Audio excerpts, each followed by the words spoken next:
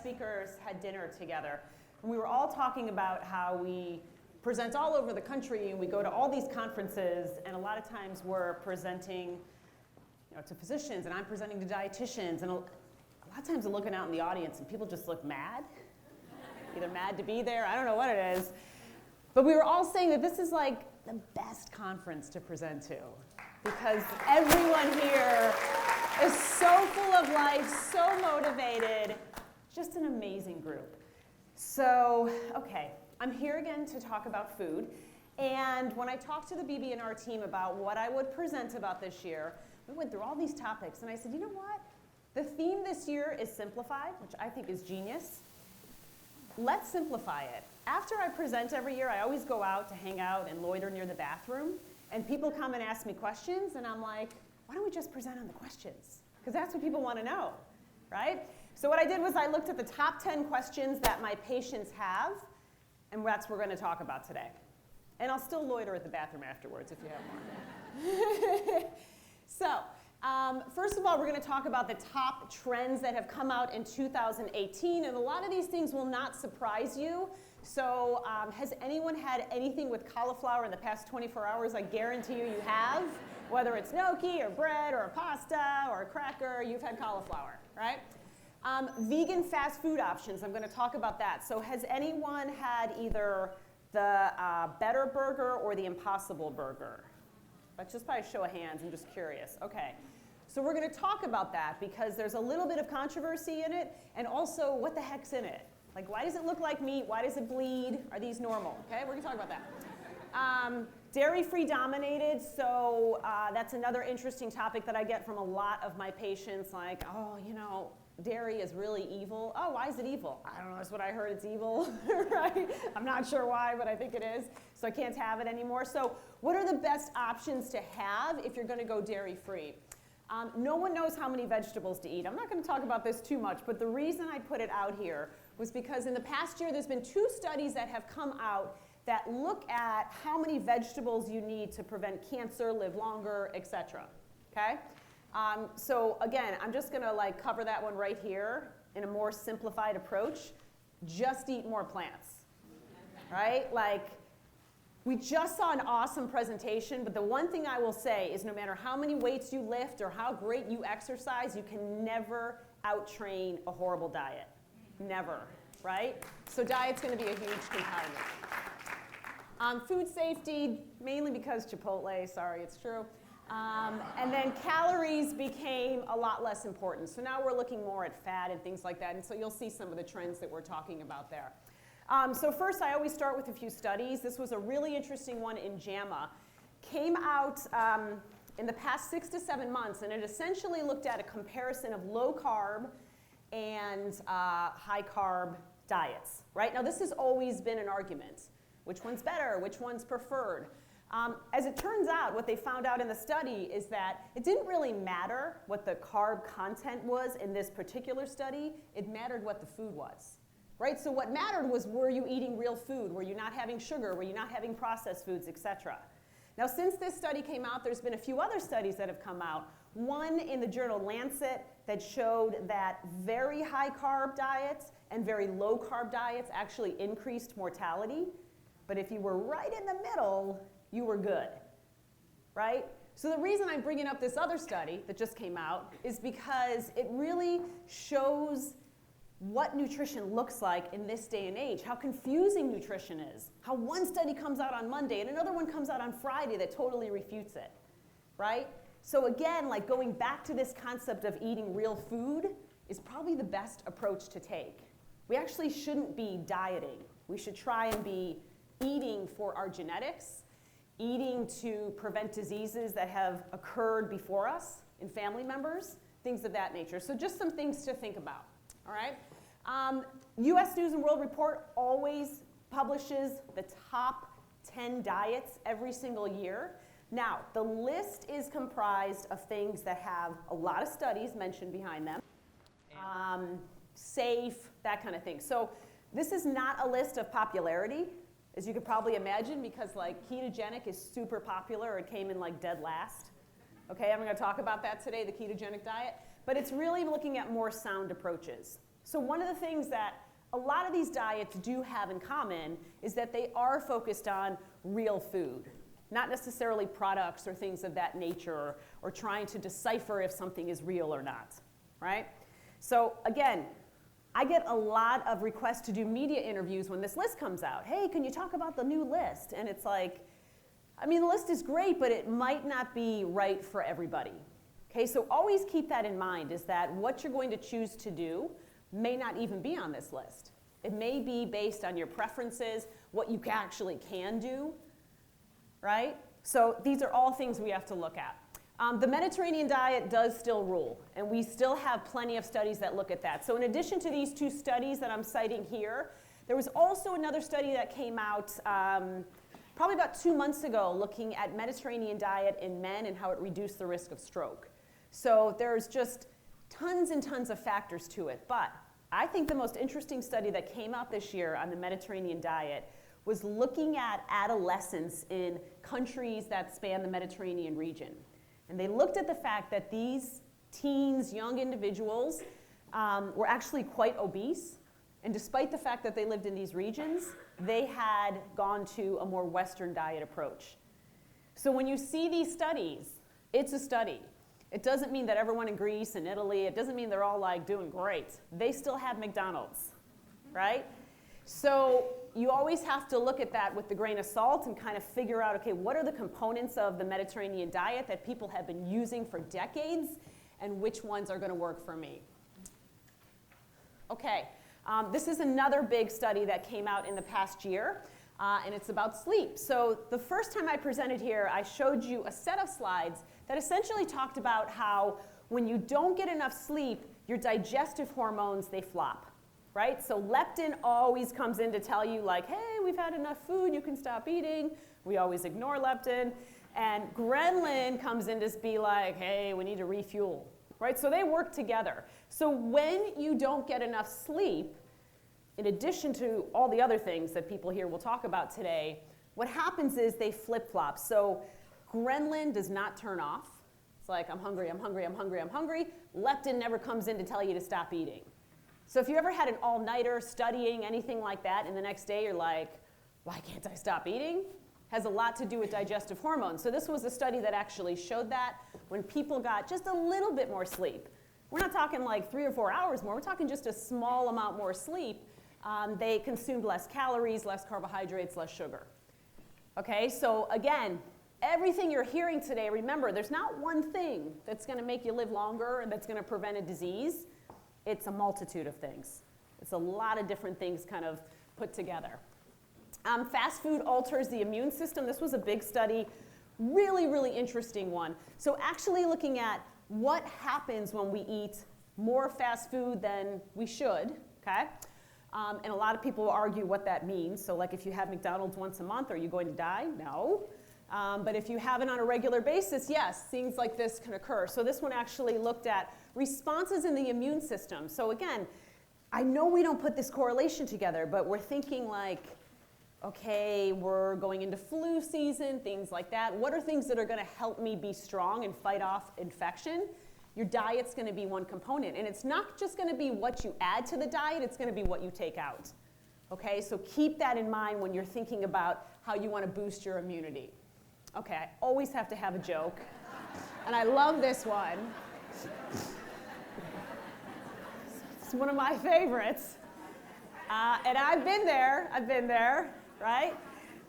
So we're going to get into some of the questions now, okay? So let's go with, I might not necessarily do these in order, but these are the main ones that I get from my patients. So the better nut milk, the best bar. We talked about this a little bit last year. Tricia and I actually went through and said, like, how do you choose a bar, right? How many people right now have a bar in their purse? Sorry, guys, maybe your back pocket or jacket. Other than me, anyone else have a bar, right? So how do you choose that bar, and what's the right way to do? I'm going to talk a lot about fasting. I touched on it briefly last year, but there's a lot more research now. I just got a clap in the front row about fasting. So only in this day and age will someone clap when you're like, I'm going to tell you how to not eat anything. Yes, right? Okay, so let's start with the the vegan options. So two big things happened in the past 6 months. One actually happened yesterday where Beyond Meat just announced that they are going to be the first plant-based burger company to go public. So I don't know if that's a good thing or a bad thing. I did email it immediately to my husband and said, should we get stock here, right? And he's like, you tell me, okay? But the other thing was there is another product called the Impossible Burger that has competed with Beyond Meat. So why am I bringing these up? Both of these burgers were created with the intent of being like meat, okay? They actually do bleed because someone in some lab said people love it to see the blood coming from their meat. Gotta mimic it. And they do, they bleed, right? They taste like burgers, they have the texture, they have all these similarities, right? And I've had so many patients come into my practice and say, oh my gosh, have you tried this burger? It's amazing. And I'm like, oh, how do you think they do that? I don't know, right? But they do it somehow, right? So I'm gonna tell you how they do it just because these two products have skyrocketed in popularity. And a lot of people are interested in them. So the Impossible Burger you cannot get at the grocery store. You can only get at a restaurant. They have them at airports. So just show of hands on the Impossible Burger. It always comes with a little flag, by the way. Impossible, that's what it says. So anyone had the Impossible Burger? Okay, what do you think of it? It's good. You like Beyond Beef. Okay, so there's like, the two differences, right? Okay, so a few things with the Impossible Burger. There's a lot of ingredients, and if you have a cheeseburger, it's one, theoretically, right? It's got something in here called legomoglobin. Has anyone ever heard of that? And you probably haven't. Legomoglobin is the secret sauce to the Impossible Burger. It is what causes their meat-like taste. It causes the bleeding, etc. So what it is, and this is their statement on their legomoglobin, by the way. It's kind of useless. It doesn't really tell you what it is. It just says, it's safe, don't worry. And that's a little bit controversial, too. So what happens is, one of the things that makes us really like meat, the meat smells good, it might taste good, all these things, the bleeding, is heme, right? So heme iron is one of the things in meat that creates that. And we have iron as well, heme iron. We've got hemoglobin in our blood. We've got myoglobin in our muscles. Legomoglobin comes from plants, and it specifically comes from the root of a soybean plant. Problem is, you need like 1 million soybean plants to extract enough legomoglobin to make one of these burgers. So what they've done is they've taken components of legomoglobin and then they have combined it with genetically modified yeast extract. And I know when everyone hears like GMO, they're like, never again. But the point is, we still consider GMOs to be generally regarded as safe. We still don't have data saying that they are going to be the end of us. Okay, now I'm not saying like go out and go crazy on GMOs, but we don't have the data. Right? So if you just look specifically at the data, we don't have enough data right now to say this is not going to be something good for us. So what's the bottom line on this? And it's not the best answer, but what happened was this company went and filed with the FDA to have their product deemed as a GRAS product, generally regarded as safe. It's not mandatory, so they did this voluntarily. They said they wanted to do it for transparency. And the FDA actually came back, looked at their data, and said, we're not quite sure about your data. We just don't know. So they left it at that, right? They're not saying it's unsafe, and they're specific to the legomoglobin. But they're not saying that it is safe, okay? So like all things in moderation, this is something that I would say like every once in a while. If you want to have it, you could. But just be wary of any product that's just gonna like come on the market and be like, it's not a cheeseburger, but you're gonna think it is. And ask how they do that, right? And then ask, and this is where it gets really controversial, there's a lot of controversy with eating red meat, right? And is it going to increase mortality and things of that nature, the environmental factors, all of those things. So the question is, do I have a cheeseburger every once in a while with one ingredient, or do I have an Impossible Burger with 15 and one which I'm like a little on the fence about, I'm not quite sure what it is, right? And I don't have the answer for that. But that's the question you have to ask when you're trying to determine, are you going to eat real food? Remember what I said in the past few years, that Michael Pollan defines food as anything that comes from nature, is fed from nature, and will eventually rot. Okay? That is how food is defined. So everything outside of that is not food, it's just manufactured calories. Okay, so a grass-fed burger is something that comes from nature, fed from nature, grass, and will eventually rot, right? So I always say every year when I present here, go back home, look in your fridge, look in your pantry, and how much food in your house is food, how much of it is something that's manufactured, okay? So that's another way to look at it. This is the Beyond Beef burger, so it doesn't have the legomoglobin. It uses pea protein isolate, so it's a different way that they're actually adding the protein and things like that. Someone had said, I like this burger better. This one is more on the market. You can get it at grocery stores, et cetera. So again, just looking at these two things, I'm bringing them up because of the fact that they are so popular, and you're going to start seeing them if you don't already. And if your goal today, and I've seen this before with participants here, they walk out and they're like, I'm going to be vegan. How do I do it? So if you're going to be vegan, start with simply eating plants and beans and things like that. You don't have to go and buy vegan products. Okay, it's okay every once in a while, but you don't have to go and buy the products. Okay, let's talk about milk options. So how many people avoid dairy milk and have some sort of nut-based, oat, hemp? Just show of hands again. Okay, so that's like half, I would say, maybe even more than half. So, it's really interesting. I had the honor last month of going out to Sonoma and spending 2 days at one of the country's largest almond farms, right? So, if you've never seen how an almond is harvested, it's actually pretty amazing. And I remember talking to the farmers there and talking about the almonds, and I'm like, wow, this must be great because almond milk is so popular now. And they're like, oh, we don't really count that in what we're doing because there's actually so few almonds in almond milk, right? Unless you're actually going to go ahead and make it yourself. So what are some of the things you should look for? Here's one of the trends that I've seen. The ones that have the most nuts or oats or hemp, so it's either a nut or an oat or a seed, is typically what you're going to find. I did see that there is a new thing on the market, quinoa milk. I have not found it in a store, but it is on the market somewhere. So we'll start seeing it, right? And quinoa is actually in the spinach family. No one knows that, but it actually is. A little fun fact for you to share at your dinner party tonight. But here are the main things that you want to look for. So the challenge is many of the brands, I don't have it listed here, but oh yeah, I do. So Elmhurst probably has more nuts and seeds in it than other brands do, but it also has sugar in it. So again, we get back to that debate. So this one's more real, it's got more nuts, it's got more food, there's also some sugar added in. So what's the answer? If that's your only sugar for the day and it's not a ton, and you're not eating any other sugars, I would say it's fine, perfectly fine, right? I would go for the ones that have the absolute least amount of ingredients and have the best ingredients. Again, that is a simplified answer, but typically with food, the simple answer is always the right one, okay?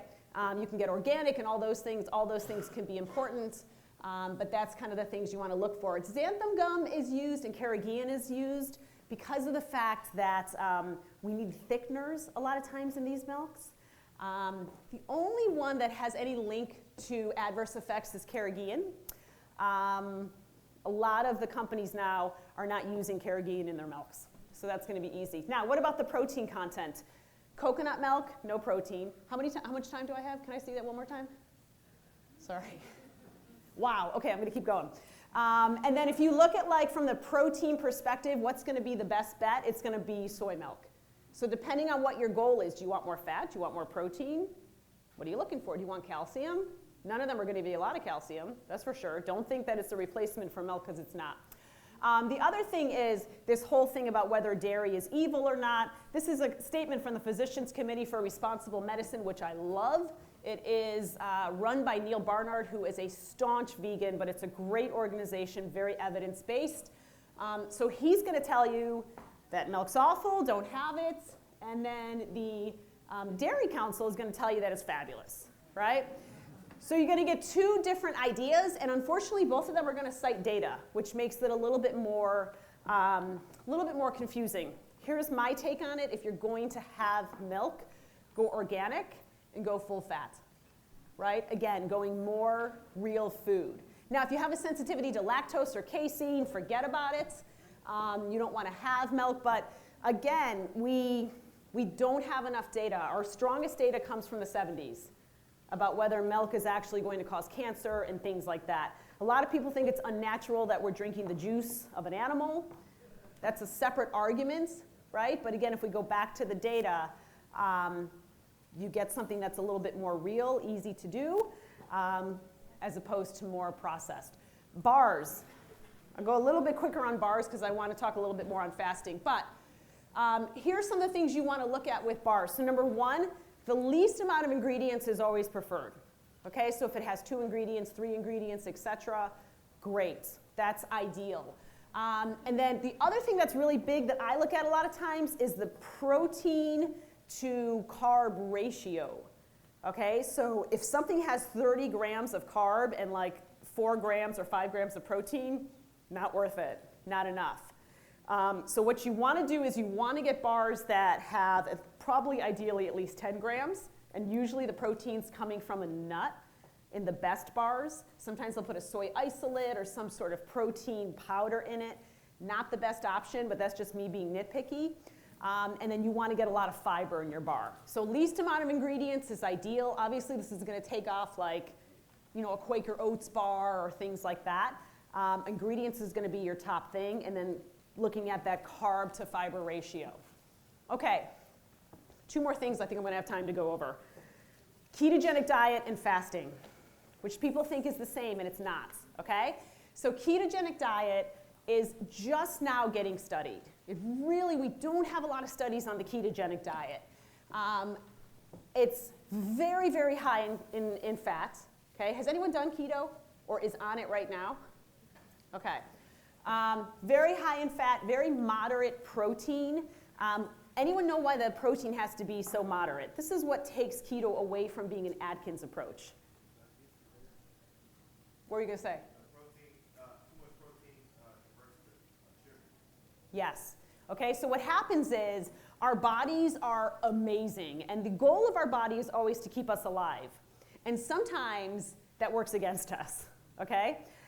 So what happens is glucose is your primary source of fuel, okay? Body always wants glucose, always going to go to glucose first. That's what it wants, that's what it likes. When glucose is gone, the body's going to be like, holy Moses, glucose is gone. How do we get glucose? And the liver's like, I got you covered, okay? The liver then takes amino acids from protein and turns it into glucose. And now you have another glucose source. It's called gluconeogenesis, the new creation of glucose, okay? So if your protein's too high on keto, I can't tell you how many of my patients do this wrong. I'm like, oh, how are you doing with the ketogenic diet? I'm awesome. I'm just having burgers with no bun and lots of chicken, and like, you're not in ketosis. And your body always has that. So your protein really has to be very moderate. After I did this conference last year, my editor at the Today Show said, you know, can you go on the diet for 45 days and write about it? And I was like, really? But I did it, and I lost weight, I had energy, I felt great. And you know, there's a lot of different factors you can look at this, and we could have a whole presentation here. But it's not necessarily the most sustainable approach. So when I had to travel, it became a lot more difficult.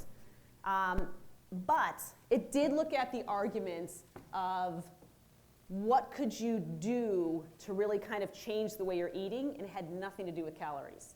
I've never eaten so many calories in my life, and yet I was able to lose weight, and I felt good, and I had energy, okay? Let's end with, don't skip breakfast, that's the bottom line on this one. Let's end with fasting, because I don't want to. This one? Okay, so I'll do 30 seconds on breakfast. So the studies that have come out in the past 12 months have really shown that people that skip breakfast, they don't live as long, they're more prone to cardiovascular disease. So that doesn't mean that you have to have breakfast the minute you get up, and that's the misconception. You can wait to have breakfast, but you should have something probably within 2 to 3 hours from waking. Okay, all right, let's get to fasting, and should I fast? Okay. Oh, these are my old slides from, okay, all right, that's okay, I'm still gonna talk about it. There's several different forms of fasting. There's intermittent fasting, which occurs 2 days a week. Okay, some people will do it 3 days a week. If you're a woman, you eat 500 calories for 1 day, right? Split by breakfast and split by dinner.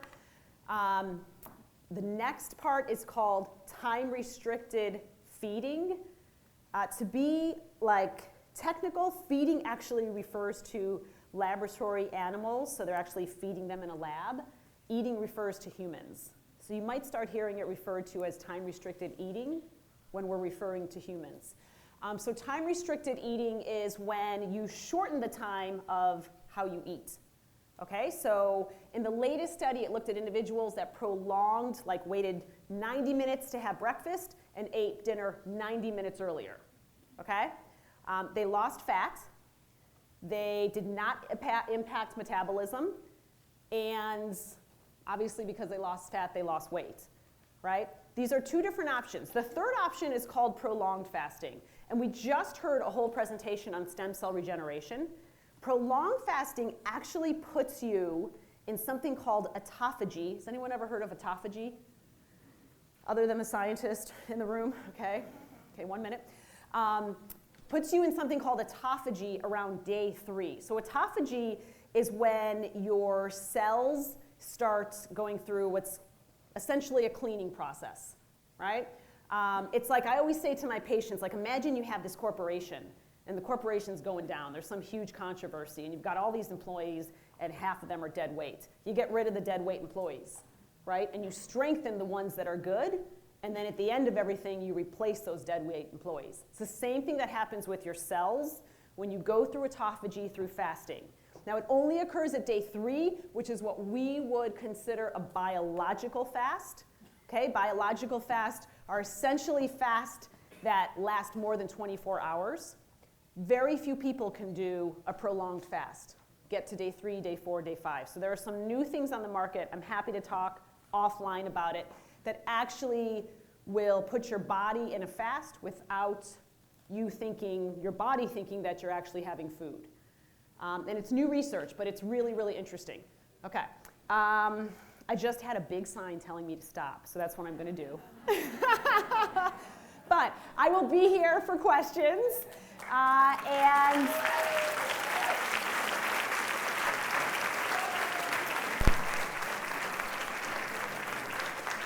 of everything else I was gonna talk about. Thank you. Thank you.